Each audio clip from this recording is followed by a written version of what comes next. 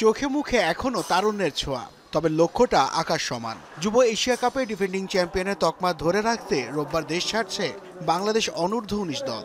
সংযুক্ত আরব আমিরাতে 29 নভেম্বর থেকে শুরু হতে যাওয়া এই টুর্নামেন্ট চলবে 8 ডিসেম্বর পর্যন্ত। ঢাকা ত্যাগের আগে মিরপুরে আনুষ্ঠানিক ফটো সেশনে অংশ নেয় নাভিদ নওয়াজের দল।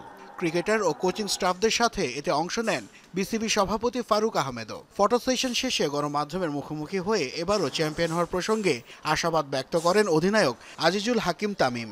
আগেরবারে এমনি 5টা প্লেয়ার আমাদের টিমে এখনও আছে, তার সাথে কথা হইতেছে তারা কেমনে কীভাবে করছে, এবং আসলে সব কিছুই হার্ডওয়ার্ক এবং সব কিছু বন্ডিংয়ের উপরেই।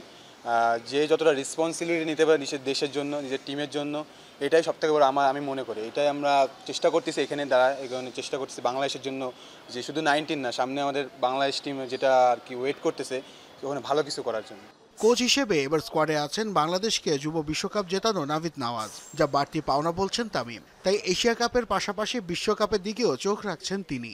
2020 যেটা ওয়ার্ল্ড কাপ চ্যাম্পিয়ন, সেখানে কোচ এবং তার সবাই রয়েছে, ইস্টোনিয়ার নাভিদ স্যার, সবাই আসলে খুব ভালো লাগতেছে। সেইটাই আছে যে চেষ্টা করবো যাতে দুইটাই একসাথে নিয়ে আর ইনশাল্লাহ এশিয়া কাপ ওয়ার্ল্ড কাপ দুইটাই আমাদের টার্গেট আছে। এখন বাকিটা আল্লাহ ভরসা। দায়িত্ব পাওয়ার পর ক্রিকেটারদের স্কিল ডেভেলপমেন্টের দিকে বাড়তি নজর দেওয়ার কথা জানান কোচ নাভিদ নওয়াজ।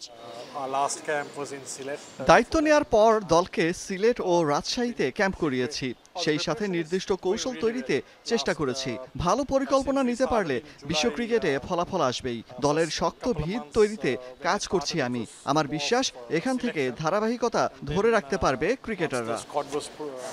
এশিয়া কাপের বি গ্রুপে বাংলাদেশের সাথে আছে আফগানিস্তান, নেপাল ও শ্রীলঙ্কা। আর এই গ্রুপে প্রতিদ্বন্দ্বিতা করবে ভারত, পাকিস্তান, জাপান ও স্বাগতিক সংযুক্ত আরব আমিরাত।